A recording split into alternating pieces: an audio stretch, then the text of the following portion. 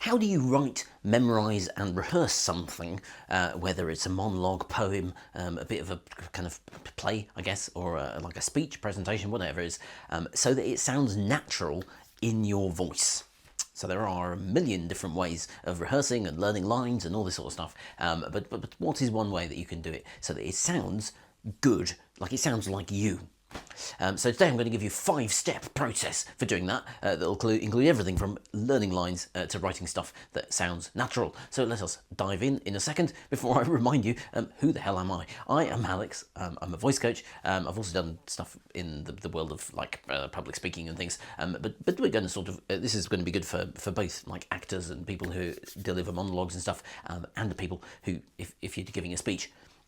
If you're interested in voice, then hit the buttons, all the buttons, just press buttons whenever you see them. You subscribe, hit the like button, bell icon, write a comment, do whatever you want, and we will dive in right now. So this first step, no, let me first say why I'm doing this. I'm doing something that I don't usually do. I'm doing a speech tomorrow. 5-minute speech, and I'm going to write it. I have written it out word for word. Now, I don't usually recommend that to people doing things like speeches. There are much easier and better ways of making something sound natural that are like less stressful than learning things word for word, which I think of as an advanced skill. But given that I'm doing that word for word, we might as well look at the process that I use, and it incorporates a bunch of different things. So, starting with step number 1, write it with your voice. I was going to write it for your voice, but the problem with saying you write something is people sit down and they go, and then they say, I need a keyboard, and then go and find a keyboard and go, and so the problem with writing like that is that it's just like doing a magic trick, is it doesn't sound natural because we don't write like how we speak. So a great thing for actors is that they get lines that have been written like the person speaks. So when I am writing something out, I always do it out loud. So I'm always like talking through. I talk to myself a lot. Can you imagine that? What a surprise! I talk to myself out loud, and I sort of get things, and then I'm like, oh, I quite like that phrasing, and now I'll write it down word for word, exactly what I said. Pauses, commas, everything. There'll be a lot of like stuff, and I'll try every time I try a new thing. I'll change it. I'll say it out loud and be like, that seems a bit weird, and I'll kind of act it out as I'm there. So this is something you can do. We're going to take as an example here a bit from the script that I'm going to do tomorrow, so we can like guide us through the process. This is the little piece that we're going to be looking at, and I will read it out. It says, but there's a problem with standing out. We're social animals, terrified of judgment. That's possibly why we're afraid of public speaking. So we have this inherent tension inside of us, which shows up across various academic literature. On one side, we have a part that wants to stand out. I want to be different, I want to be heard, I want to contribute and make a change. On the other side, we have a part that desperately wants to fit in. I can't stand out, I can't be different. If people think I'm weird, I'll never survive. And it's not wrong, that part. For some of us, the cost of standing out is really heavy. So I actually did sort of perform it there. But at this stage, I would not suggest performing it. So this is something I've written. And as you can see, I've written it out loud. I've also written it to be able to be read. We won't go into much detail here. There's a lot of like rhetorical speech writing stuff going on here, which is not the purpose of this video. But like I've written it in such a way that when I read it through, I can see what I meant. That I tend to use pauses and brackets and things. I would recommend doing that. And edit then, once you've got that, like edit it to time. And be really careful when you're editing not to get stuck in the writing voice. And then put it in a drawer, a digital drawer, and forget about it. Ideally for a week. I hadn't had time for that, so I have just I've got less time, which I'm sort of a bit uncertain about. But leave it so you get yourself out of writing mode, so you can move to step number 2. So in step number 2, you need to learn the lines the right way. So you're not going to do any editing here. You're not going to change the wording because you're going to mess up with your brain if you need to do things word for word. This is the step that people come in when you're an actor and you've already got something that's written. Now, there are many ways to learn lines, but since about 1.5 years ago, I start off with a way that I learned about then, on YouTube. I learned it from the Nelson Dellis video, which I'll post in the description. It's been around, and it works like this. So I've tried many different ways, but this is a brilliant way of learning lines because it's so quick. But it is only the first step to learning lines, and it is to do this. So this is the screenshot here. It is the first letters of all of the lines, and you'll see you've got the what do you call it, punctuation in there as well. So then so you write down the first letters, and I would say get it to this stage the fastest possible. Like don't try and learn it from the writing, because what happens is people get in front of an audience and you can see, or I can see them reading the text in their head. It's like a little wall, an invisible paper in front of the audience. So if you get it here quickly into the first letters, you're reducing the chance that your brain will think of those things. So as you can see, I've got the same text there, but there's a problem with standing out. We're social animals, terrified of judgment. That's probably why we're afraid of public speaking. I won't go through it now, but you want to get it here so that every time you're looking for your script, you look back here. If you're like, oh, I've forgotten the word, go here first. And then if you're like, I really can't remember what that second W in the brackets was, that's probably why yeah, of course, we're afraid. Okay, so you go back into the beginning, but you want to get it to this point, and ideally never look back at the original script before. What you're doing there is your brain is like picking up on these words, and I run these through this so that like I can get to this point, I'll maybe read it through once or twice like this, and then I will say it out loud, not looking at that script, not even looking at the first the reduced size sort of script, and do it out loud, and then I'll do it 3 times, and then I'll go to bed. So this is a hack for learning, getting words into your head. If you do it just before you go to bed, when you wake up in the morning, you look back at this one, not at the full words, and you'd be amazed how much your brain will remember. It's a total hack, but then yeah. So you want to get to that point, and ideally move it away from even looking at that as quickly as possible. And then you move on to step 3. So this is getting it in the body, and this is where a lot of voice work comes. So like a lot of the work with actors, like they'll already know their script like the back of their hand, and then you can do the voice work. That's when it can. And for some people, they think that the only work of acting is remembering lines, and that is just not the case. And that's also not the case for any other type of performance, whether you're doing a presentation or something else. There are a million different ways of getting voice, getting the words into your voice and into your body. I particularly like things like animal work, or different accents, or doing things as a song.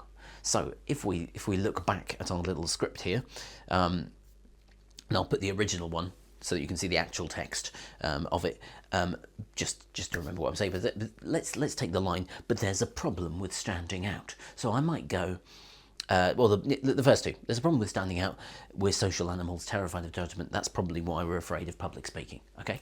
Now, I will do things like, maybe like a lion, or to be walking along the street, or there's a problem with standing out. We're social animals, terrified of judgment. That's probably why we're afraid of public speaking. I'm playing around with the sounds, and I might do it as a song. But there's a problem with but there's a problem with standing out. We're terrible. No, got that wrong. We're social. So then you see, this is where you see where you didn't get it properly. We're social animals. But there's a problem with standing out. But social animals, terrified. Okay, so as soon as I'm trying to think of a song, now I've broken my learning. And that is exactly what you want to do. You want to throw different things at your lines until you're like, oh, I can't think of the right word next. And that's exactly what you want to find. Because the more times you do that, the more times you practice having forgotten, like realizing, oh, I don't know the line so well here, that when I basically throw a new game at it, in the sort of clown training background that I have, you just throw dozens of games at things and see when they break, and it's a little, I always think it's a little bit like if you're a Yeah, this is, what's this? Playing a drum. Blah, blah, blah. No, when you're doing basketball. If you're a basketball player and you're shooting hoops and you're going around on the basketball court, if you only ever shoot hoops from one spot on the basketball court, you will only ever be able to shoot hoops from that exact spot in the basketball court. But if you just practice from like everywhere, even in places you would never find in a game, like running up into the stalls and throwing them, you're going to be able to throw hoops into the basket whatever happens to you, and that is exactly what I try to do with lines and with this sort of thing. It's just throw a load of games at it, man. And if you're trying different accents, do it in different accents. You know, we're social animals, terrified of judgment. You know, and just play around with it. And I will also do very quickly like as soon as like very early in the process, non-realistic prosody, which I mean. Okay, so let's take this phrase. We're social animals, terrified of judgment. So that makes sense, right? So I will throw things at the music of the voice. We're social animals, terrified of judgment. Like, you would never say it like that. But what I'm trying to do is make sure that I'm not getting caught into a particular way of saying the thing, because it will help you in the next stage. So what is the next step? The fourth step is break it. So if all of these things that you've done to get it in the body haven't broken it already, break it even more. By which I mean, do things that like stress you out. Because like when we stand on stage, it's a stressful environment, and we're at home or whatever, and you're learning your lines, and you're like, or you're learning your speech, whatever it is you're learning, and it's like, it's comfortable. And you can't manufacture stress when you're comfortable. So make yourself uncomfortable. So do things like go for a run, so your body's in sort of a state of stress, or I have done voice coaching sessions with people where all we do is wrestling. This is with like friends or fellow performers who I know well, or have that type of relationship with, where we're just, literally wrestling and doing lines, because it was a piece that needed like a lot of vocal power, and a lot of grounding. So we just did that, and you're thinking, you need to know the lines so well, because you need to be thinking about not being thrown out of the wrestling ring, and so things like that. Or go swimming and do your lines out loud, or play games of catch, or whatever. Just find ways to make yourself like, to get to the point where you're like, oh shit, when I was like doing that bit of the game, I completely forgot my line there. And then you go, okay, and then you try and learn it more. And then by the time you get to a place on stage where you're just, or wherever you're delivering it, your body will know these lines like so easily. And it sounds like a lot of work, but it isn't, because these are the sort of things you can be doing it around the world, and this is step 5 really, is that when you're there delivering it, when I'm delivering this thing tomorrow, just let go, just like trust yourself. If you've put in the work, then just go, right, okay.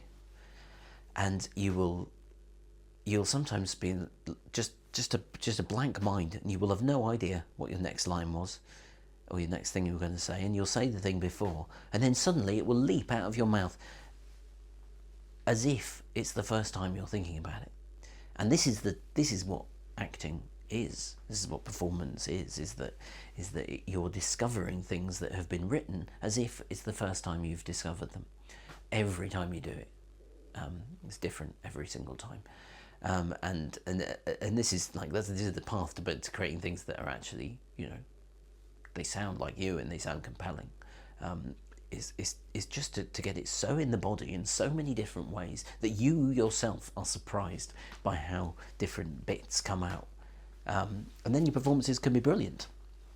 And this is why I dislike, or indeed disagree, with the idea of things being over-rehearsed. If you've ever heard that, throw it out of your mind. There is no such thing as over-rehearsal, just as there is no such thing as a basketball player over-rehearsing their shooting hoops. It doesn't make any sense. It's just, it's ridiculous. But what you can do is get bored. So if you ever find yourself getting bored with the thing that you're saying, the script or whatever it is that you're delivering, find new games to make yourself interested, and then the audience will always be interested because you are always having fun with the thing that you are delivering. So that was a proper deep dive, and I hope it was useful. There's so many bits in each one, so many games that you can play things through your voice, but I will leave it there. If you're interested in more of this type of thing, voice stuff and performance and all this kind of stuff, subscribe, hit a bell, play the guitar, jump around, go and wrestle with someone that you know. Do whatever you want. Sign up to me social media. That's the thing that exists. And also there's a wait list for the Voice Lab program that I run. To find out more information about that, if that's something that might be interesting to you. I don't know. Anyway, I am going to go and do more games for this through this script for my thing tomorrow. Have a good rest of whatever